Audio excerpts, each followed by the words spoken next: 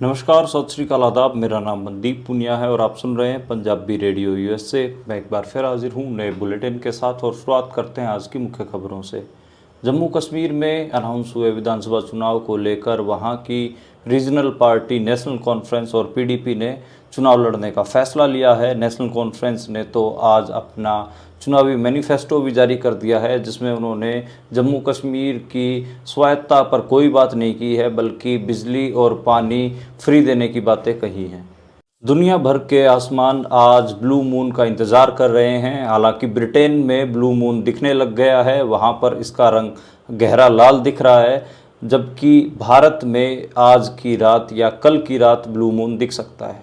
आदिवासी बहुल झारखंड सूबे में एक बार फिर सियासी उठापटक शुरू हो गई है। वहां पर झारखंड मुक्ति मोर्चा के नेता और पूर्व मुख्यमंत्री चंपाई सोरेन ने जेएमएम को छोड़ दिया है और हेमंत सोरेन ने इसको लेकर बीजेपी पर निशाना भी साधा है। लगातार चंपाई सोरेन के बीजेपी में जाने की बातें हो रही हैं।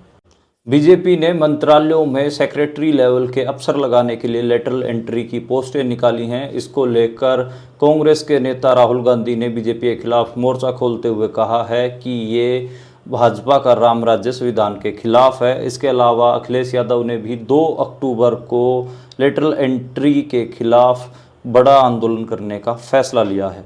हरियाणा में 1 अक्टूबर को विधानसभा चुनाव होने जा रहे हैं। इसको लेकर बीजेपी ने अपनी तैयारियां शुरू कर दी हैं। बीजेपी ने अपनी मैनिफेस्टो कमेटी बना ली है और उसमें लगभग सभी बागी लोगों को भी शामिल कर लिया गया है। हालांकि बागी चल रहे रंजीत चौटाला को उसमें शामिल नहीं किया गया है।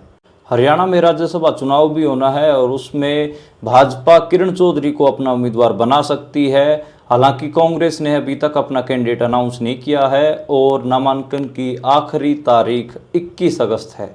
पेरिस ओलंपिक्स में 100 ग्राम वजन ज़्यादा होने के कारण मेडल से चूकी पहलवान विनेश फोगाट भारत पहुंच गई हैं। 17 अगस्त को वे सुबह 10 बजे दिल्ली एयरपोर्ट पर उतरी थी। उसके बाद हरियाणा पंजाब से आए हुए लोगों ने उनका ग्रैंड वेलकम किया। उनको गाड़ियों के काफिले के साथ हरियाणा ले जाया गया। उनके गांव का सिर्फ और सिर्फ 2.5 घंटे का सफ़र था, पर उनको उन 2.5 घंटे के सफ़र को तय करने में 16 घंटे लगे, क्योंकि हर गांव के बाहर लोग खड़े थे, औरतें खड़ी थी और उन्होंने विनेश फोगाट को आशीर्वाद दिया।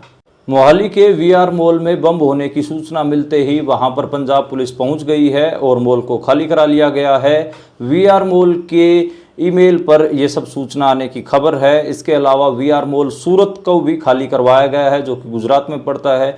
कुछ समय पहले चेन्नई के वीआर मॉल में भी ऐसे ही बम रखने की सूचनाएं दी गई थी। ये थी आज की मुख्य खबरें। अब करते हैं इन खबरों का विश्लेषण और शुरुआत करते हैं आज की पहली खबर से। पहली खबर जम्मू कश्मीर से आई। जम्मू कश्मीर में चुनाव अनाउंस कर दिए गए हैं और साल 2019 में वहां पर इमरजेंसी लगा दी जाने के बाद पूरे 5 साल बाद वहां पर चुनाव हो रहे हैं और इन चुनाव को 3 फेजेज में करवाया गया है। एक 18 सितंबर को, 25 सितंबर को और जो फाइनल फेज है, तीसरा फेज है, वो 1 अक्टूबर को होगा। 4 अक्टूबर को वहाँ रिजल्ट आ जाएंगे। कयास लगाए जा रहे थे कि वहाँ की मेन स्ट्रीम रीजनल पार्टियां हैं वो चुनाव नहीं लड़ेंगी, लेकिन उन्होंने फाइनली चुनाव लड़ने के फैसले लिए और फिर कयास ये लगाए जाने लगे कि वो हार्डकोर पॉलिटिक्स कहें कि उनकी जो स्वायत्तता की मांगे हैं या और कई मांगे हैं उनको लेकर चुनाव लड़ेंगी, या फिर कम से कम आर्टिकल 370 के ऊपर तो अपनी स्टैंड रखेंगी, लेकिन ऐसा नहीं दिख रहा। नेशनल कॉन्फ्रेंस ने अपना मैनिफेस्टो जारी कर दिया है। उमर अब्दुल्ला चुनाव लड़ेंगे। हालांकि फारूक अब्दुल्ला ने कहा था कि उमर अब्दुल्ला चुनाव नहीं लड़ेंगे, लेकिन लग रहा है कि उमर अब्दुल्ला चुनाव लड़ेंगे। वे जम्मू कश्मीर के पूर्व मुख्यमंत्री भी रह चुके हैं और उन्होंने कहा है कि 200 यूनिट बिजली फ्री देंगे, शिक्षा फ्री देंगे और युवाओं को रोजगार देंगे। इस किस्म की बिल्कुल आम आदमी पार्टी जैसा ही मैनिफेस्टो वो लोग लेकर आए हैं। हालांकि हम सबको पता है कि जम्मू कश्मीर का क्राइसिस 200 यूनिट फ्री बिजली टाइप नहीं है, उनके कुछ और सीरियस गंभीर मसले हैं उनके ऊपर, लेकिन मेन स्ट्रीम पॉलिटिकल पार्टियां वहां की बात नहीं कर रही हैं। पीडीपी से जो महबूबा मुफ्ती हैं, उनकी बेटी भी इस बार आपको चुनाव में उतरती हुई दिख सकती हैं। उन्होंने अपने मदर का जो लोकसभा चुनाव था उसमें भी कैंपेनिंग करवाई थी, उसमें भी उसने हिस्सा लिया था। तो अब की बार महबूबा मुफ्ती की बेटी भी आपको ग्राउंड पर दिखेंगी। अगली खबर की ओर बढ़ते हैं और अगली खबर है सुपर मून के बारे में। हम सबको पता है कि ब्रिटेन में सुपर मून दिख चुका है, लेकिन उसका रंग गहरा लाल है और दुनिया भर के आसमान उसका इंतज़ार कर रहे हैं। ये एक अलग किस्म की परिघटना होती है जिसमें चांद ज़्यादा बड़ा दिखता है, ज़्यादा चमकदार दिखता है और थोड़े गहरे नीले रंग का दिखता है। लेकिन ब्रिटेन में जो ब्लू मून दिख रहा है वो थोड़ा रेडिश दिख रहा है। उसका रीज़न ये भी है क्योंकि जो अमेज़न के जंगलों का जो फायर का जो धुआं था वो अंटार्कटिका को पार कर चुका है, इसलिए वो जो धुआं है वो थोड़ा आगे निकला है, तो इस वजह से वो जो मून है वो रेडिश दिख रहा है ब्रिटेन से। भारत में 19 अगस्त और 20 अगस्त को ये ब्लू मून दिख सकता है। यहाँ पर हम सबको जो ब्लू मून दिखेगा वो ज़्यादा चमकीला गहरे नीले रंग का दिखेगा, क्योंकि अंटार्कटिका वाली जो रेंज है वो हमारे उसमें नहीं आएगी। तो 19 या 20 अगस्त को ऐसा हो सकता है। अब हम अगली खबर की ओर बढ़ते हैं और अगली खबर झारखंड से है। झारखंड के बारे में मैंने कई महीने पहले जिक्र किया था, जब हेमंत सोरेन जो झारखंड के मुख्यमंत्री थे उनको नरेंद्र मोदी ने गिरफ्तार करवा दिया था। बाद में वहाँ पर चंपाई सोरेन उनके जो पार्टी के नेता थे उनको मुख्यमंत्री बनाया था, लेकिन जैसे ही हेमंत सोरेन बाहर निकले तो उन्होंने दोबारा मुख्यमंत्री बन गए और चंपाई सोरेन को मुख्यमंत्री पद से हटा दिया। अब उन्हीं चंपाई सोरेन ने जेएमएम झारखंड मुक्ति मोर्चा जो हेमंत सोरेन की पार्टी है उससे इस्तीफा दे दिया है। लोग कयास लगा रहे हैं कि वो बीजेपी में शामिल हो सकते हैं। एनडीए की तरफ से उनके पास प्रपोजल भी गया है। जीतन राम मांझी ने कहा है कि एनडीए में वो उनका स्वागत करेंगे। जीतन राम मांझी भी जैसे चंपाई सोरेन कुछ महीने के लिए मुख्यमंत्री बने थे, ऐसे ही जीतन राम मांझी भी बिहार के कुछ महीने के लिए मुख्यमंत्री बने थे नीतीश कुमार को हटवाकर। नीतीश कुमार ने खुद उनको सीट ऑफर की थी। तो ऐसी परिघटना हमें कहीं ना कहीं झारखंड में देखने को मिली है। हालांकि अभी चंपाई सोरेन की तरफ से कोई ऑफिशियल स्टेटमेंट नहीं आई है। शायद आज या कल में वो कोई ना कोई पार्टी जरूर ज्वाइन कर लेंगे। ज़्यादातर चांस उनके बीजेपी में जाने को हैं। अगली खबर की ओर बढ़ें तो अगली खबर आज लेटरल एंट्री पर जो विवाद हुआ उसको लेकर आई। संसद में भी इसके ऊपर बात हुई। बीजेपी ने जो मंत्रालय हैं उनमें कैबिनेट जो मंत्रालय हैं उनमें सेक्रेटरी लेवल की रैंक्स के लिए 45 लेटरल एंट्री पोस्ट निकाली हैं।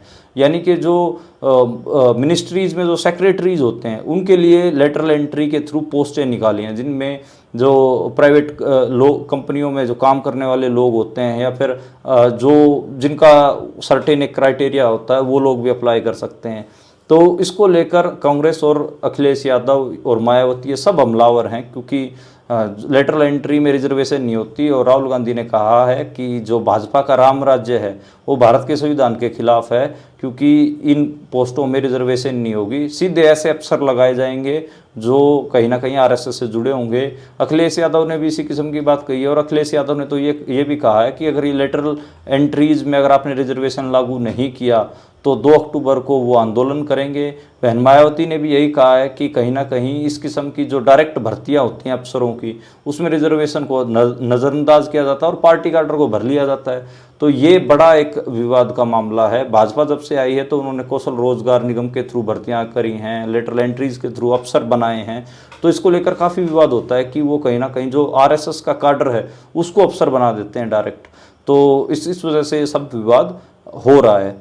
अगली खबर की ओर बढ़ें तो अगली खबर हरियाणा के इलेक्शन से रिलेटेड है। हरियाणा में भी हम सबको पता है कि 1 अक्टूबर को इलेक्शन है और अब तो सिर्फ 1 महीना 10 दिन के आसपास समय बच गया है। 4 अक्टूबर को रिजल्ट आ जाएंगे। बहुत जल्दी इलेक्शन अनाउंस किए गए। हमारा कयास था कि 25 अगस्त को जो चुनाव आयोग है वो प्रेस कॉन्फ्रेंस करके बताएगा और मिड अक्टूबर में होंगे, लेकिन 15 दिन पहले ही कर दिए गए। और इसको लेकर हरियाणा की जो बीजेपी सरकार है उसने तो तैयारियां शुरू कर दी हैं। कांग्रेस अभी थोड़ी ढीली दिख रही है। बीजेपी ने अपनी मैनिफेस्टो कमेटी बना दी है, उसमें 15 लोगों को शामिल किया गया है।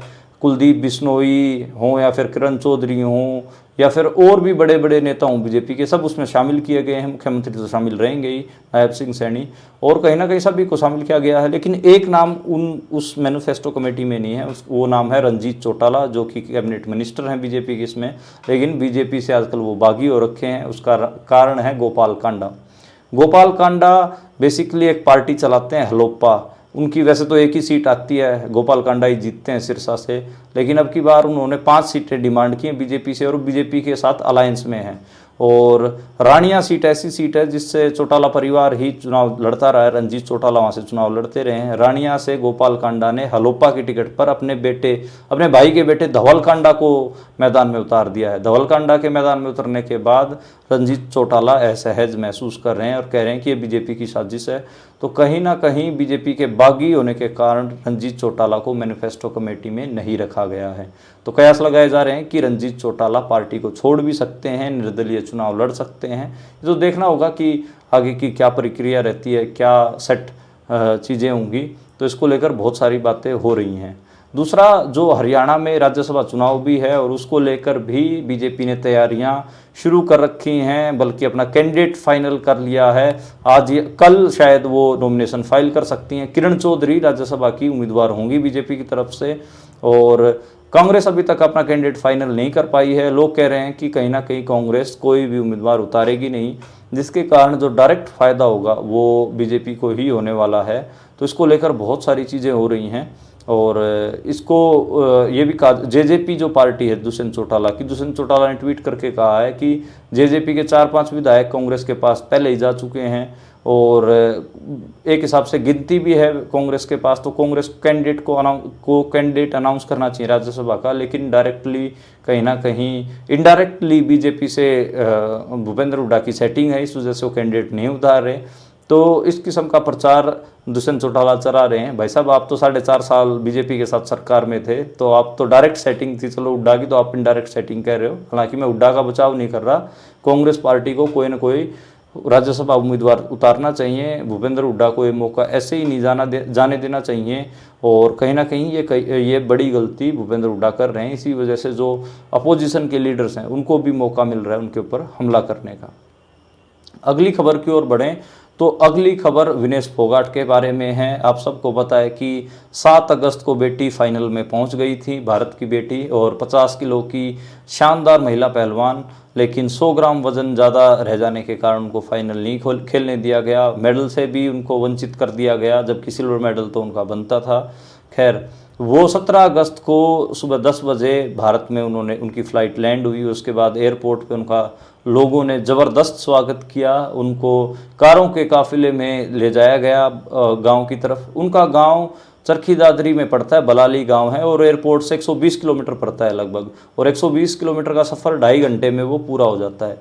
लेकिन 11 बजे एयरपोर्ट से निकली विनेश फोगाट अपने गांव रात के 12:30 बजे पहुंची, तकरीबन 13.5 घंटे के सफ़र के बाद। उसका कारण ये है कि जैसे ही वो एयरपोर्ट से निकली, एयरपोर्ट के बाद गुड़गांव ज़िला पड़ता है, गुड़गांव ज़िले में जितने भी गांव आए, अहिरवाल क्षेत्र के, राव साहबों के हों या जाटों के हो, सभी गांव में लोग बाहर खड़े थे और बेटी का सम्मान किया। महिलाएं और जो अपने देहाती मजदूर किसान भाई हैं, उन्होंने बेटी को, विनेश फोगाट गाड़ी पे बैठी हुई थी तो उनको नीचे उतारते और उनके सर पे हाथ रखते। एक हिसाब से एयरपोर्ट से लेकर और मैं कहूँगा कि उनके गांव बलाली तक कोई ऐसा गांव नहीं था जहां पे लोग उनके स्वागत के लिए सड़कों पे ना खड़े हों। सब ने सर पर हाथ रखकर उनका स्वागत किया। लोगों ने, कोई 100 रुपये दे रहा था, कोई 10 रुपये दे रहा था, लोगों ने कोई पैसों की माला डाल रहा था। जैसे देहाती स्टाइल में भारत में या फिर हरियाणा पंजाब में पहलवानों का, कबड्डी खिलाड़ियों का जो मान सम्मान होता है, वो उसी तरीके से बेटी का मान सम्मान हुआ है। आप पाकिस्तान के जो खिलाड़ी हैं, अरशद नदीम भाला फेंकने वाले, वो जब वहाँ पर अपने गांव में पहुंचे तो उनके ससुर ने उनको भैंस गिफ्ट कर दी थी। और पंजाब में भी हम देखते ही हैं कि खिलाड़ियों के लिए, जो कबड्डी के होते हैं या कुश्ती के पहलवान खिलाड़ी होते हैं, उनको कभी ट्रैक्टर दे देते हैं गिफ्ट में, कभी भैंसें देते हैं गिफ्ट में, बुलेट मोटरसाइकिल दी जाती हैं, घी बहुत दिया जाता है। सेम यही कहानी विनेश फोगाट बहन के साथ हो रही थी और उनको खूब नोटों की मालाएं पहनाई गई, घी भी दिया गया। एक शख्स तो परमजीत मलिक के नाम के शख्स थे, वो तो घी की कावड़ लेके उनके गांव में पहुंच गए। 40 किलो घी ऐसे कावड़ के शक्ल में उन्होंने कंधे पे बांधा और वो पैदल चल के उनके गांव में देने पहुंच गए। तो गुड़गांव जिले के बाद झज्जर जिला आता है। झज्जर जिले में भी हर एक गांव में, हर एक चौक पर लोग खड़े थे, उनके ऊपर फूल बरसाए जा रहे थे उनको खूब एक हिसाब से सेलिब्रेट किया जा रहा था। एक ह्यूमन चेन जैसा बन गया था। फिर दादरी और आखिरी में 12:30 बजे वो अपने गांव में पहुंची। उनके गांव के लोग सभी पैरों पे खड़े हुए थे उनको देखने के लिए। उनके मंदिर का जो ग्राउंड है वो पूरा भर गया और विनेश एकदम भावुक भी हुई। रास्ते में बहुत बार भावुक हुई। जब वो एयरपोर्ट से निकल रही थी तो उनके जो साथी थे, बजरंग पूनिया हों या फिर साक्षी मलिक हो, वो वहाँ पर मौजूद थे। उनको गले लगकर वो रोई भी। और कहीं ना कहीं उस बेटी के अंदर दुख तो है मेडल ना आने का, लेकिन उनका जो स्वागत है वो किसी भी गोल्ड मेडलिस्ट से, दुनिया का कोई कितना ही बड़ा टॉप खिलाड़ी हो, मैंने आज तक ऐसा स्वागत किसी भी बेटी का नहीं देखा। मैं उनके काफिले के साथ साथ था और बलाली गांव तक गया। रात को मैंने बलाली गांव में स्टे किया और फिर जब 12:30 बजे वो पहुंची तो फिर मंच पे उनसे बुलवाया भी गया। उन्होंने बहुत प्यारा भाषण दिया। उन्होंने कहा कि मैं आप लोगों की बेटी हूं और आप लोगों के बीच से निकली हूँ। मेरे पिताजी छोटे किसान थे और बस में ड्राइवरी करते थे। उनकी बहुत पहले मौत हो गई थी और गांव वालों ने संभाला। उनके ताऊजी ने उनकी पहलवानी करवाई और उनकी माताजी का बहुत संघर्ष है। दूध बेच के उस बेटी की पहलवानी करवाई गई है, क्योंकि जो उनके फादर थे वो तो सिर्फ 1 एकड़ के किसान थे। 1 एकड़ में आप सबको पता है कि कोई ज़्यादा गुजारा चलता नहीं। तो उनकी माताजी खूब भैंसें रखती थी, दूध बेचती थी। उससे फिर उस बेटी की पहलवानी करवाई गई और बेटी ने भी बहुत ज़बरदस्त, एशियन गेम्स में वो गोल्ड मेडलिस्ट हैं और कॉमनवेल्थ गेम्स की गोल्ड मेडलिस्ट हैं और वर्ल्ड जो चैंपियनशिप होती है रेसलिंग उनकी मेडलिस्ट हैं और ओलंपिक में भी मेडल आ ही गया था बेटी का। वो तो चलो जो मंजूर था रब को, वो उसका तो हम क्या कहें, लेकिन वाकई में बहुत अच्छा लड़ी। और जापान की नंबर 1 पहलवान यूई सुसाकी, उसको हराया, जो आज तक इंटरनेशनल टूर्नामेंटों में एक बार भी नहीं आ रही थी। उस अविजित पहलवान को 3-2 से हराया। तो कहीं ना कहीं विनेश फोगाट ने कमाल तो किया ही है। इसलिए उनका जो ये एक हिसाब से जो स्वागत किया गया ये तो बनता था। और उसके बाद जब वो स्टेज पर पहुंची तो उन्होंने बेटियों के लिए भी भाषण दिया कि गांव में अगर और भी छोटे जूनियर पहलवान हैं, जूनियर लड़कियां अगर वो पहलवानी करेंगी तो उनकी पहलवानी भी करवाएंगी, उनको सपोर्ट भी करेंगी, हर जगह खड़ी रहेंगी। भावुक हो गई थी काफ़ी। उन्होंने कहा कि अगर जीवन जीना है तो लड़ना ही पड़ेगा। यहाँ पर भी बृजभूषण जैसों के खिलाफ हम लोग लड़ रहे थे, सरकार के खिलाफ लड़ रहे थे। किसान आंदोलन में बेटी शामिल रही है और जो अग्निवीरों का आंदोलन हुआ उसमें भी बेटी शामिल रही है। तो कहीं ना कहीं विनेश फोगाट सब आंदोलनों में शामिल रही है, इसलिए लोगों का जुड़ाव भी उससे बहुत ज़्यादा है। लोग उसकी इज्जत भी इसीलिए करते हैं क्योंकि जब देश भर के नामी गिरामी प्लेयर किसान आंदोलन के दौरान चुप थे, उस समय वो बेटी आवाज़ उठा रही थी। तो विनेश फोगाट का ये स्वागत तो बनता था। फिर उन्होंने अपने जीवन के बारे में भी कहा कि बहुत ऐसे छोटे से गांव की बेटी थी और देखो कहाँ तक पहुंच गई हूँ और आप कोई मेरे से गलती हुई तो माफ़ करना। 3 मिनट वो बोली। ज़रूर भाषण आप ज़रूर सुनिएगा और इस बुलेटिन के बाद भी मैं उस भाषण की क्लिप लगा दूंगा, वो आप भाषण ज़रूर सुनिएगा। अगली खबर की ओर बढ़ते हैं और जो अगली खबर है वो पंजाब से आई। पंजाब के मोहाली के VR मॉल में आज बम रखे जाने की सूचना मिली। उसके बाद पंजाब पुलिस वहां पहुंच गई और मॉल को खाली करवाया गया। हालांकि अभी तक उस मामले में कोई नेक्स्ट अपडेट नहीं आई गई है। यही अपडेट है कि मॉल को खाली करवा लिया गया है, बम बरामद नहीं हुआ है। जो VR कंपनी की जो टीम है, VR मॉल की जो टीम है, उसको ये मेल आया था और VR मॉल एक सूरत में भी है, उस मॉल को भी खाली करवाया गया, कहीं मोहाली की बजाय सूरत वाले VR मॉल में न हो। इससे पहले चेन्नई का VR मॉल था, उसमें भी इस किस्म की घटनाओं की जिक्र हुआ था। तो कहीं ना कहीं ये एक थोड़ा भयानक था, डरावना था। हालांकि इस मामले की पूरी जब तक बातचीत नहीं आ जाती तब तक इसके ऊपर टिप्पणी करना ठीक नहीं है। कल मैं ज़रूर इसके बारे में आपको आगे अपडेट दूंगा। तो आज के लिए इतना ही। आप देखते और सुनते रहिए पंजाबी रेडियो USA। मेरे जितने भी बड़े बुजुर्ग, मेरी माताएं, मेरी ताई जी, मेरी चाची, मेरी भाभी, मेरे भाई, मेरा पूरा परिवार, आज सुबह 10 बजे से हम एयरपोर्ट से निकले थे और रात के 2 बज गए होंगे, मुझे नहीं पता, 1:30 बज गए हैं। 1:30 बज गए। मुझे नहीं पता कि मैं इतने प्यार और सम्मान की हकदार हूँ भी या नहीं, लेकिन मैं बहुत भाग्यशाली मानती हूँ कि मैंने ऐसे गांव में, ऐसी जगह पे जन्म लिया है कि उसका मैं मान सम्मान, उसका मैं कर्ज अदा करने में अपना कहीं ना कहीं अपनी भूमिका निभा पाई हूँ। तो मैं इस धरती की, इस गांव की, आप लोगों की हमेशा कर्जदार रहूंगी और आपके मान सम्मान की लड़ाई के लिए हमेशा सबसे आगे मैं अपना कदम रखूंगी। और मैं चाहती हूँ, दिल से चाहती हूँ कि अपने गांव में हर एक घर से एक मेरी बहन ऐसी निकले जो मेरे जितने भी रिकॉर्ड है, जितने भी रेसलिंग में रिकॉर्ड है वो तोड़े। क्योंकि